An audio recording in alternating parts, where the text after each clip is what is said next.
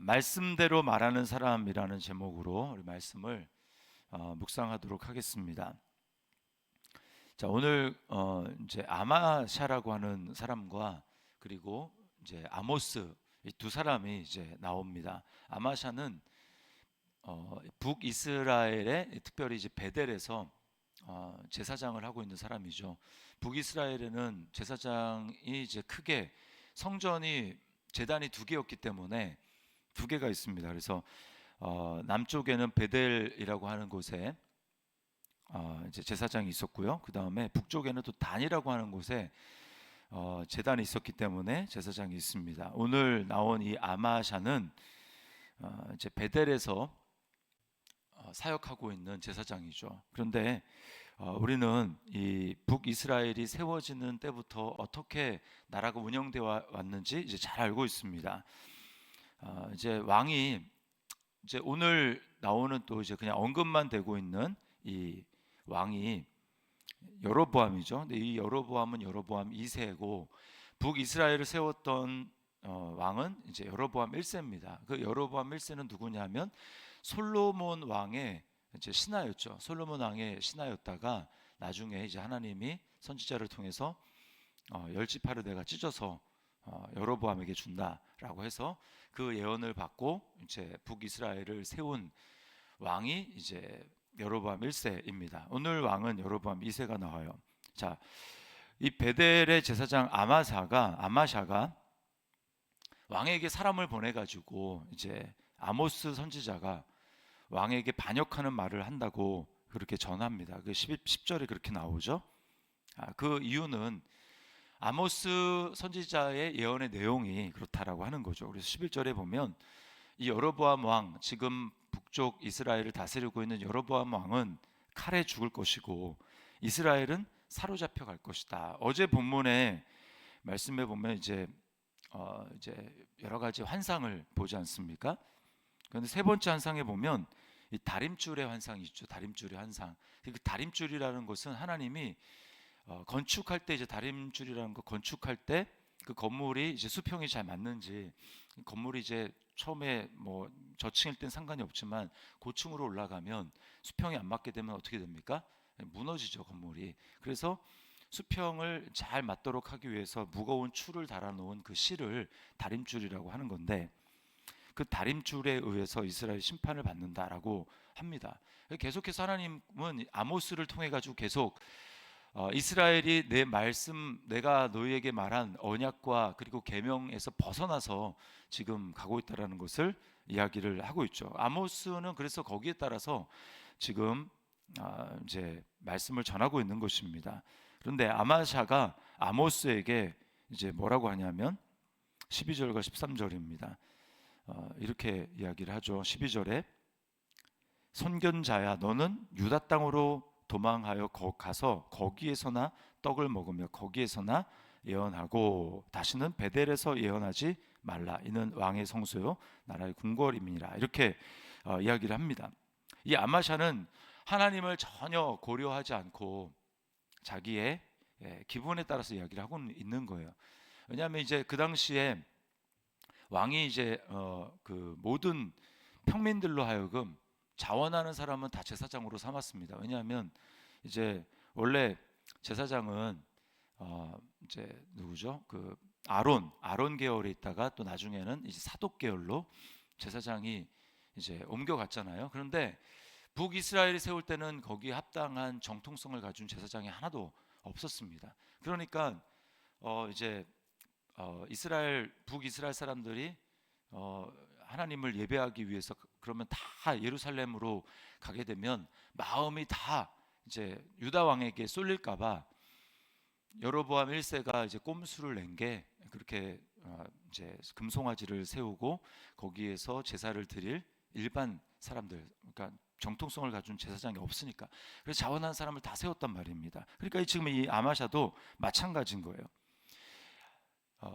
선지자가 지금 아모스 선지자가 하나님의 말씀을 대해서 말을 하니까 자기도 찔릴 것 아닙니까? 그러니까 듣기 싫은 거죠. 그래서 유다 땅으로 가서 예언을 해라라고 이야기를 합니다. 그러자 아모스가 이 아마샤에게 이렇게 이야기를 합니다. 14절에 보니까 이렇게 얘기하죠. 아모스가 아마샤에게 대답하여 이르되 나는 선지자가 아니며 선지자의 아들도 아니라 나는 목자요 뽕나무를 재배하는 자로서 15절에 양떼를 따를 때 여호와께서 나를 데려다가 여호와께서 내게 이르시기를 가서 내 백성 이스라엘에게 예언하라 하셨나니. 이 아모스는 원래 이 드고아에서 이제 그 양떼를 치고 그 다음에 이 뽕나무를 재배하는 이제 목자면서 동시에 농부입니다. 농부.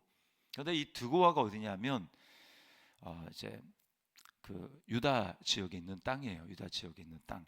그러니까 원래 자기는 유다 출신이거든요. 그러니까 지금 하나님의 명령에 의해서 자기가 지금 북이스라엘에 와서 나도 싫지만 나는 원래 선지자도 아니었고 나 원래 이런 일을 한 사람도 아닌데 하나님이 나에게 임하셔서 성령을 감동을 주셔서 말하라고 하니까 내가 말하는 거다라고 지금 이야기를 하는 것입니다.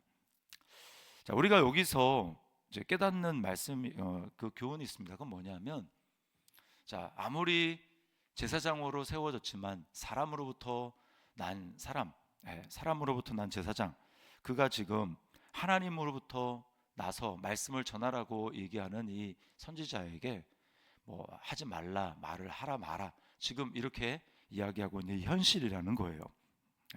우리가 기억해야 될 것은 하나님이 우리에게 말씀하시면 말을 해야 되고요. 또 하나님이 듣기 싫어도 말을 들으라고 하면 들어야 되는 것입니다. 그것이 아무리 내 기분과 감정과 내 상황, 나 그거 싫습니다라고 해도 하나님이 말씀하라고 하면 말해야 되는 거고, 저 얘기 듣기 싫다 그래도 하나님이 들어라라고 하면 들어야 되는 것입니다. 하나님은 이 세상을 말씀으로 창조하셨고요. 지금도 말씀으로 이 세상을 다스리고 운영하고 계십니다. 그게 이제 어제 본문 환상에서 하나님이 다름줄 환상을 통해서 보여주시는 거예요. 하나님은 지금도 달아보고 계신다. 달아보고 계신다. 한 나라를 달아볼 뿐만 아니라 그리고 한 개인 개인을 하나님은 말씀의 다림줄로 달아보고 계시는 거예요.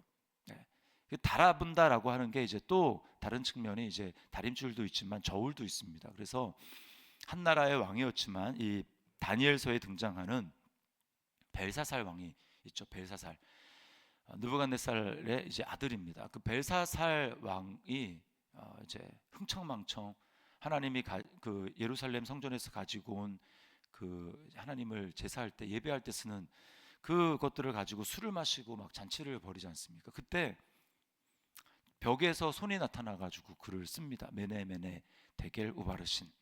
그건 뭐냐면 하나님이 저울로 너 나라를 달아봤는데 함량 미달이다. 그래서 하나님 너를 심판하신다라고 하는 그 메시지였어요. 그리고 그 메시지대로 그날 바로 나라가 이제 바뀌게 되죠. 하나님이 원하는 다른 임금에게 넘어가게 됩니다. 왕에게 넘어가게 됩니다. 하나님은 지금도 다림줄로 달아보고 계시는 거예요. 개인을 달아보고 계십니다. 우리도 달아보고 계시는 거죠. 그래서 지혜로운 건축자는, 이 건축의 이미지이기 때문에 지혜로운 건축자는 어떻게 됩니까? 세상이 보기 좋은 대로 자신의 기준대로 이렇게 인생을 건축해 나가는 것이 아니라 말씀의 다림줄에 딱 따라가지고 거기에 따라서만 내 인생의 건축을 해나가야 되는 거예요. 그렇지 않으면 자기 생각과 기분대로 또 대충 이렇게 해도 되겠지, 뭐 세상 사람들이 다 대충 살아가는데 나 정도면 훌륭해 라고 생각하면서 자기 눈대중으로 이렇게 건물을 짓게 되면 올라갈수록 그 건물은 삐뚤어지고 마지막 하나님의 심판대 앞에서 하나님의 최종 준공 검사 앞에서 준공이 안 떨어지는 겁니다. 곧 붕괴로 이어지는 거예요. 그래서 예수님이 산상수훈의 마지막 7장에서 마태복음 7장에서 뭐라고 말씀합니까? 말씀을 다 해놓고 나서 이제 내 말을 다 듣고 너희가 지키는 자는 지혜로운 건축자 같아서 그 인생을 반석 위에 세운 사람과 같다. 지혜로운 사람과 같다. 그래서 인생에 고비가 오고 또 마지막 심판 날에 뭐 비가 내리고 창수가 나고 바람이 심하게 불 때에 그런 인생은 무너진다. 다 무너진다라고 이제 뭐죠? 지혜로운 건축자는 안 무너지고, 반대로 내가 이렇게 말을 하지만 그 말을 듣고도 순종하지 않고 그 말대로 행하지 않는 자는 모래 위에 세운 어리석은 건축자 같아서 비가 내리고 창수가 나고 바람이 불 때에 다 무너져 내린다. 무너져 내림이 심하다라고 주님이 말씀을 하신 것입니다. 마지막 때에 하나님의 인생을 어떻게 심판합니까? 말씀을 통해서 심판하시는 거예요. 말씀을 통해서. 그 말씀이라고 할 때 두 가지입니다. 하나는 예수 그리스도입니다. 예수 그리스도. 말씀이신 예수 그리스도를 딱 놓고 내 아들 위에 네 인생을 건축했냐? 내 아들 예수 그리스도 위에 네가 터를 잡고 그 위에 인생을 건축했느냐? 그 터를 보시는 거예요. 너의 터는 예수 그리스도라고 하는 내 아들 그 터 위에 건축되었는가라고 하는 것이고, 또 하나는 그렇게 세워갈 때에 순간순간 내가 너에게 준 성경 그 말씀에 의해 가지고 너는 그 말씀을 믿음으로 순간순간 건축했느냐라고 하나님은 우리를 평가하시는 것입니다. 우리의 인생이 예수 그리스도의 터 위에 건축이 되고, 그리고 순간순간 말씀이라고 하는 그 재료를 가지고 내가 거기에 성령의 감동에 따라 순종하며 나아갈 때 내 인생은 하나님 보셨을 때에 보석과 같은 그런 집이 지어지는 겁니다. 이게 고린도전서 3장에 나오는 이 마지막 때 심판의 비유입니다. 불에 다 공력이 태워져 버릴 그런 재료가 아니라 그 불의 공력, 마지막에 이 불의 심판을 받을 때 그래도 타지 않고 남아있는 하나님이 인정하시는 그 건축을 하기 위해서 우리는 말씀을 재료로 해서 인생을 건축해야 되는 거예요. 우리가 왜 새벽에 나와서 또 이 새벽을 깨우며 기도하면서 나아갑니까? 오늘도 과거에 살았던 내 옛 습관대로 살아가는 삶, 내 생각대로, 내 기분대로 사람들이 다 살아가는 인생의 세상의 풍조에 따라서 세상을 살아가는 것이 아니라, 오늘도 하나님이 내게 주신 그 시간을, 인생이라고 하는 이 건축의 시간을 하나님의 말씀대로 내가 건축하기 위해서 우리는 이렇게 하는 것이죠. 17절 말씀에 이렇게 이야기를 합니다. 여호와께서 이와 같이 말씀하시기를 네 아내는, 아마샤에 대해서 얘기하는 겁니다. 네 아내는 성읍 가운데서 창녀가 될 것이요 내 자녀들은 칼에 엎드러지며 내 땅은 측량하여 나누어질 것이며 너는 더러운 땅에서 죽을 것이요 이스라엘은 반드시 사로잡혀 그의 땅에서 떠나리라 하셨느니라. 하나님의 말씀대로 심판을 받게 되는 것입니다. 자, 그러므로 그리스도인이라는 존재, 우리는 날마다 예수 그리스도 안에서 하나님 말씀을 믿음으로 살아가는 자들입니다. 마지막으로 베드로전서 4장 11절 말씀 제가 앞부분만 읽어드리고 마치도록 하겠습니다. 이렇게 말씀해요. 만일 누가 말하려면 하나님의 말씀을 하는 것 같이 하고, 이렇게 말씀을 합니다. 누가 말하려면, 하나님의 백성으로, 하나님의 자녀로서 너의 입에서 입을 열어 누가 말하려고 하면 어떻게 해야 되느냐? 하나님의 말씀을 하는 것 같지 않고, 마치 선지자가 하나님의 감동을 받아가지고 말을 하듯이 지금 내 안에 살아계시는 말씀이신 예수 그리스도를 따라서 나는 말을 하고 있는가? 예수 그리스도 안에 있는 믿음으로 나는 말을 하고 있는가? 세상에서 말을 하고 있고, 그리고 가정에서 그렇게 말을 하고 있고, 내가 만나는 믿음의 형제 자매들에게 그렇게 말씀을 따라서 말을 하고 있는가? 아니면 내 기분과 감정대로 내가 내키는 대로 그렇게 말을 하며 살 것인가? 오늘